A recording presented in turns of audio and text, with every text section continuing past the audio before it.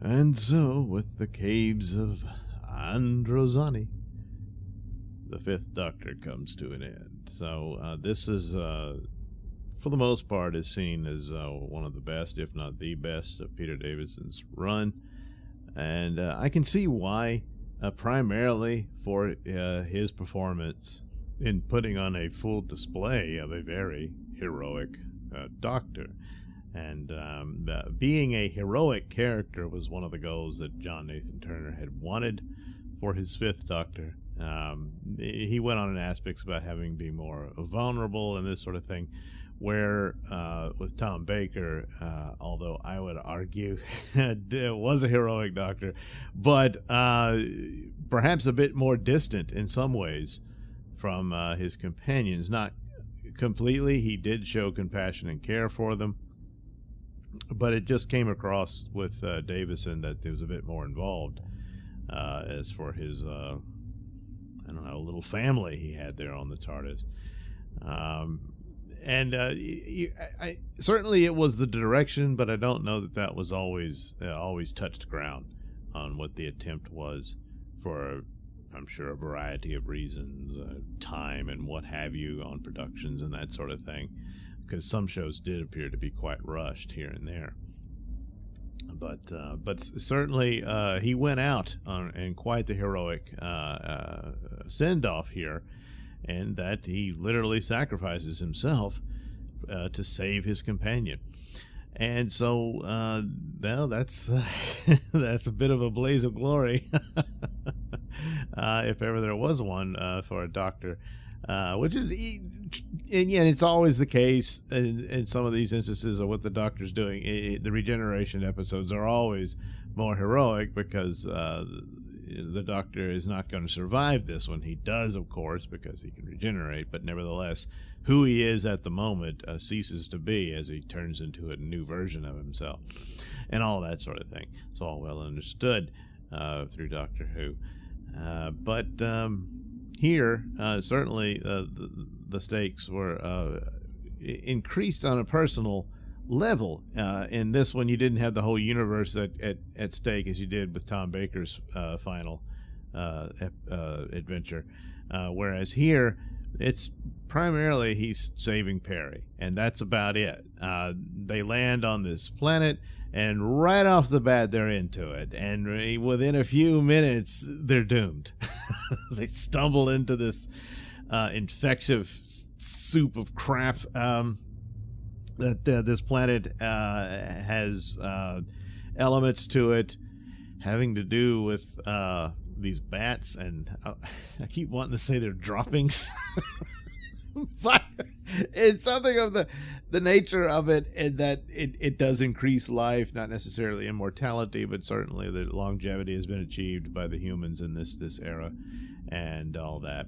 But the interesting thing about it is, the adventure starts off very quickly, and you're not totally involved with the other characters, except for what's, I guess, posited as the main villain. He's rather actually a more tragic figure, but the rest of the characters here, they're all villains. I mean, nobody is any good here except for the Doctor and Perry. I mean, they're the only ones worth a crap.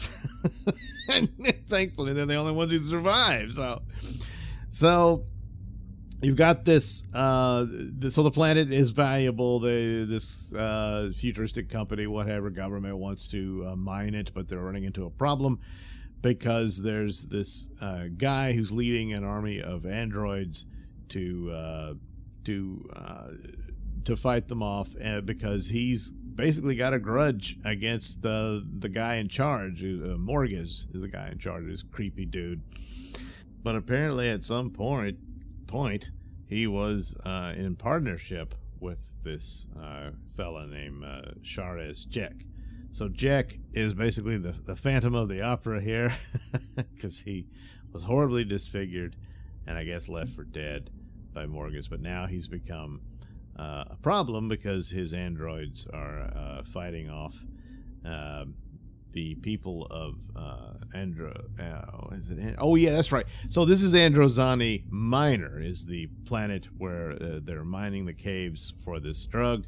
and the actual colony or whatever is on Androzani Major. So there you go. You can figure that out. And so he's a problem, and there's a general with his army down there, and they're trying to deal with it. Well, the Doctor and Perry just stumble into this, and they get caught into the sticky stuff, and it's what infects them with a deadly disease. It's just slowly killing them throughout the story. Meanwhile, you've got you got the military there, you've got these mercenaries that are dealing with Jack, and then Morgus is just a murderous piece of crap. He even kills, I guess he was the president of Androzani Major. He just shoves him out a door, which the guy should have known better, but he just tosses him out. Meanwhile, his secretary, who plays it dumb, ends up turning the tables on him, and is going to get him arrested and executed and take over his spot. But that never happens because he ends up dying at the hands of Jack in their final battle. Jack, on the other hand, is completely nuts. His only ambition is revenge on Morgus, which is the whole purpose of this war that he's fighting. But in the meantime, he gets really creepy and obsessed with Perry. Because, look, I understand Perry is just the most beautiful woman. I mean, there's been a lot of beautiful women in Doctor Who, but Nicole Bryant, good Lord. Man, oh man. And so the guy who's mourning the loss of his own beauty is now deeply obsessed with hers. And boy, it's really disturbing. So he ends up rescuing the Doctor, and Perry are suspected of being involved with Jack, I guess, and so they're immediately ordered to be executed. And Jack manages to spirit them away and replace them with android doubles and all that sort of thing, so it works. But then he intends to keep them down below in his secret hideout with his androids. And the Doctor, he's like, well, it's good to have somebody who understands science and stuff, but I don't particularly need you around, buddy. I just want the girl, you know. So, well, that's not going to work out. Meanwhile, he had an android replacement within the military, and they figure that out. It's back and forth. The commanding general is actually somewhat sympathetic to in fact, he says he doesn't believe the Doctor and Perry are terrorists or whatever, but so, hey, orders are orders, you know. So, but still no saving grace, you know, between them all. It all goes to hell. And slowly but surely they find out that, yes, there is a possible antidote to the sickness that the Doctor and Perry are suffering. But, you got to go deep into the caves and brave this dragon chicken monster and retrieve the milk of the queen bat, which the Doctor does. If there's a weakness in the show, it is the monster that shows up. It's just, I don't know, maybe they should have some other means by which to do it, or one of these things. There's a lot of horror films is that you never get to see the monster and that sort of thing. Maybe they should have done that, because it's just too silly. It looks like a sports mascot walking around, you know. For the rest of the show, which is just this edge of the seat thing of can the Doctor save them, you know. So yeah, slowly but surely they're suffering. The Doctor's beginning to suffer. He keeps falling down. He's losing the use of his legs and so on and so forth, but he manages to do it. And it's quite interesting. He storms back in. He's got the vial of the bat milk and grabs Perry while Jack is dying in the arms of one of his androids after killing Morgus, because it's all over and everything's burning up and everything. And the Doctor dashes out of there and gets back to the TARDIS, saves Perry, which apparently the bat milk is very fast because she recovers very quickly. And then the interesting thing about the Doctor is that she's saying, well, where's the other bat? What's the rest of the bat milk? And he says, I gave it all to you. There wasn't enough for me. And she's all upset, you know, and he says, maybe I'll regenerate. And that's interesting. He says, maybe. And this is one of those things is that you could argue that if a Time Lord gets damaged severely, they might not be able to regenerate.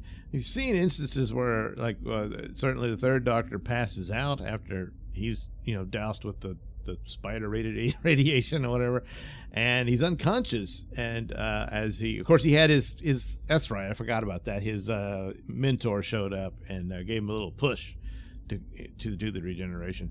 But the First Doctor passes out, so and then regenerates. So there's, depending on the scenario and the condition, that the regeneration can activate itself. But it all depends on what's the damage. And here, with the poison coursing through the Doctor, it might have been too much that he could not have regenerated. He does say it feels different this time.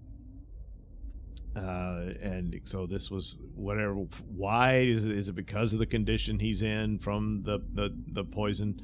And that's probably the most obvious conclusion as to why it is that way.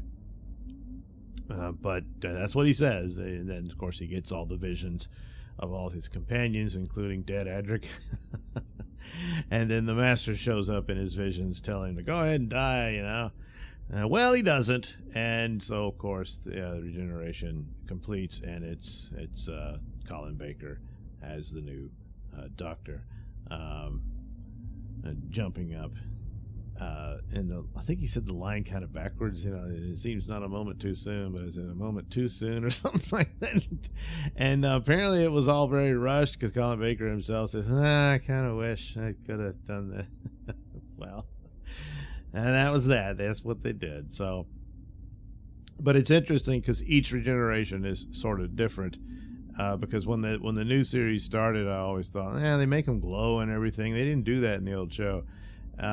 But the only time you actually saw a Doctor turn into the other one was, there's again Hartnell into Troughton, but it's a very close up on the face, and there is a glowing light to it. But with Pertwee into Baker, it just one fades into the other, And then you had the weird thing with Baker into Davidson, which was, of course, the Watcher and all that stuff. So that's very different. Here, with the faces and everything floating around, and there's all this weird psychedelic, warping of the image going into his face, and then bam, he's Colin Baker, So I suppose theoretically, because he glowed while he was doing that, but it didn't blow up the whole control room, But anyway, that's how it went down, and so hence the heroic nature of Peter Davison's Doctor. Put himself on the line to save Perry, and which he did, but he almost didn't make it himself, and had to become his sixth incarnation with Colin Baker. So Peter Davison had a tough road to hoe here. He had to follow Tom Baker's run, which is interesting. I was like, golly, I'm already at the end of Peter Davison, and of course, Tom Baker did a lot more stories than other Doctors, and so Peter Davison didn't get as much, but he got more than some, as we're about to find out. But it was an interesting aspect to it, in that in a lot of ways I wasn't all that thrilled with John Nathan Turner's choices in the 80s. But on the other hand, I thought he had a very good point and argument for what Peter Davison's Doctor would be, following something like Tom Baker, and that it should be a more reserved and not as eccentric. There are certain moments of eccentricities here with Peter Davison's Doctor, but primarily managed to maintain a certain moments of arrogance and that sort of, even though Peter Davison's Doctor is seen as one of the nicer ones. But still, there were moments of the arrogance of the Doctor comes through, and all the Doctors have displayed that in some form or fashion. But certainly he borrowed a lot more, and you can see it here and there in his performance from Patrick Troughton, and there's a lot of that there. My brother always thought he panics too much, or he hyperventilates. But there's some of that in Troughton's performance as well, and that's what he grew up on when he was a kid watching Doctor Who. and so it stood to reason that would be a guide for his Doctor. So when it comes to 80s Doctor Who, I think a lot of the stories and writing, I think, declined. I think some of that, and maybe some of the concept, at least the concepts were pretty sound, but the follow-through, not so much, and I don't hold any of the actors who portrayed the Doctors responsible for that. That's just on what they dealt with, and even though they were shrinking budgets and whatnot, it's not always an excuse, because I've seen other shows achieving great excellence with next to nothing to do it with. It's just a matter of figuring it out, and for whatever reason, well, I guess they didn't. But that said, I think it's a strong case to make that Peter Davison got the best of the stories of the 80s era of Doctor Who than his successors, so he kind of won out on that. It's also this weird, another John Nathan Turner thing of what's referred to as the costume phase, where the Doctor's outfit really is a costume, whereas the previous Doctors, certainly Pertwee and Baker, they had a certain style, but they were able to change clothes. Davidson, I think he changed the sweater, and that's it. They didn't let him change. I mean, the cricket outfit is not a bad idea, but there's more than one cricket outfit. So, but that's nothing. And there again, he didn't suffer as bad as his immediate successor. And then ultimately, I think Sylvester McCoy probably got the best of the 80s Doctor Who outfits, as opposed to Davison and poor Colin Baker, who, well, we'll get into Colin Baker pretty quick. But so there it was, a good run. I think he did it as best as anyone could, having to follow 7 years of Tom Baker and hit that extraordinary run. Was never going to be easy for anybody to follow, and I think Davison did a very good job on that, because I can't imagine any other way to do it, really. And he had some great high points, and Earthshock, I think, is rewatching it now for this review series I'm doing. I've really gained even more respect for it, of how good and powerful a show. I still hold that Genesis of the Daleks is the absolute best Doctor Who story ever. But in comparison of which the best episode of one's run, Earthshock comes damn close and was pretty good for Davidson's run. And to my opinion, it's the best. I certainly understand, again, what the heroism and display for his Doctor in Caves of Androzani, but Earthshock, for me anyway, wins out. So there we go.